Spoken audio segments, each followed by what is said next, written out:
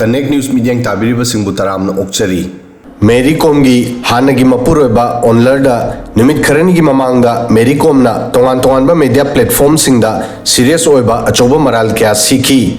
Masida Mangna Haiki Maki Hanagi Mapurobana Lupa Crore Kyagi Namthak Toki Masida Mahakna Tankiba Paisana Laikiba Lamgi Mingda Loan Loki Masida Kona Recovery Gidamak Local Group Singna Seize Toki Mary Komgi serious allegation singasi Mahaki Hanagi Mapuroba Onlerna deny Tokre Masigi Ona Tainabada Onlerna Mary Komgi Matakta Luhonglaga Nupa Laina Atopa Nupaga Nushinabugi Maral Sikre Onlerna Hai Karigumba Mary Komgi Nakta Mahaki Longnam Nam Thak Tobagi evidence Lerabadi Udlu Adubu Mary Komgi affairs ki proof Mahaki Nakta Lay Onlerna News agency IANS ta pikiba interview da harami 2013 da Mary Komgi junior boxer amaga affairs ki mari lenarami masigi maramdagi ma ki yumda irang thokki adubu masigi matungda makoina compromise tonaki Onlerna hai masigi matungda 2017 da Mary Komna boxing academy da thabak toba nupa amaga mari lenaki masigi WhatsApp message ki proof mahaki nakta lei Masida sunate nupa adugi maming su khangi adubu mahak tumina leraki Onlerna hai mahak Mary Komgi life mangda sakhat pada karisu akaiba leite adubu miyam mangda mahaku maral siba asida mahak khangduna leibangam khide Onlerna harami Mary Kom atopa nupaga leminaba pamlammi maram asidagi makhoi anigi yumban bagi marida bera kaba hoki Haujikti aikoi divorce taunakre mahak haujik atopaga luhongba pamlabasu ai karisu khande adubu aingonda aranba allegation togunu allegation toge harabadi proof puthorau mahak kadai dalai amadi kanaga leminai haiba ai khangi haiki masida nate 2022 gi Commonwealth Game gi mamangda Mary sokhibada mahak Mumbai da salami amadi atopa nupa amaga relation lainarami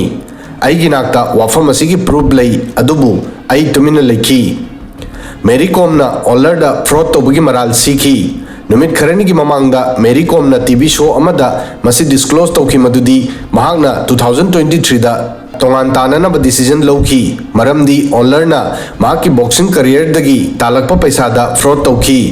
Mary na maral singasi siki madudi mahak khangandana mahaki mingda loan lowki property mortgage thamki amadi asset khara mahaki mingda transfer tauki mahak matam sangna mahaki financial situation gi maramda khanglamde mahak sokhiba matamda reality asi khanglakhi maral sing asida Onlerna hai aina paisa gi fraud taukiba oirabadi aigi account check tau mahak na hai ai yu thai adubu mahak masamaksu yu thai mahak na vodka amadi ram thaglami aduga gudka suchai adubu dignity maintain taunanaba wafam singasi aidi media gi mangda haide adubu mahakna aibu sinarga langthokpa yaba potchaigum khali Onlerna masi so harami Mary Kom Academy gi registry dagina angang sing yokpa thakpa phawbada mahakna pumba honaki adubu ngasi mahakpu use and throw gumna inthokre adugi sumathakta isagi icha singa thengnaba phawba struggle toba tari Onlerna hai aikoi custom gi matung inna divorce tokre adubu hauji court chatkadaba watli ai court ta fight toba pamde maramdi ai gi angang singbu yamna nungsi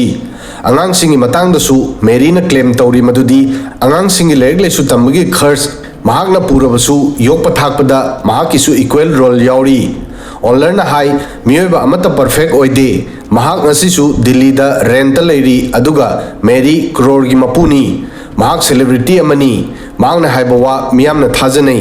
mangna haibasing miyoy kharadi achumba oraboi ningi adubu reality di aigi punsi yamna simple oi aduga atopanakal amadana Mary Kom amadi mahaki ex husband Onlerga gi marakta thogliba personal dispute asina hauji sports world da group ani thongna khaidokre sensitive matter asida feedback piduna Indian boxer Gaurav Bidhuri na hairi Mary Kom amadi Onlerga gi marakta serious allegation amadi claim sing haibadi private chat amadi affairs ki wafam sing tholaliba issue asigi decision sorok natraga social media da loba yaroi court ta lofam to e Gaurav Biduri ki matung inna court ki interference khaktana masi mayek sengani madudi reality karino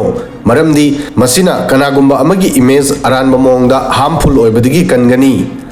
asumna Mary Kom amadi mahaki ex husband gi marakta hojik chin gi lan thengnari Hunnarabadi leitum wate haibagumna amana amagi mayokta serious allegation kaya taunari animagna makhoi gi nakta proof leibagi claim taunari masida kanana chumi haiba decide toba yade natraga humanitarian ground da amagi support toba yade maramdi masi makhoi ani gi maikaidagi sumnagi verbal statement khaktani asigumba claim sing asi legally proof tawdriba fawba masigi importance leite video sidang asigi di matang soi fawbadang thagasari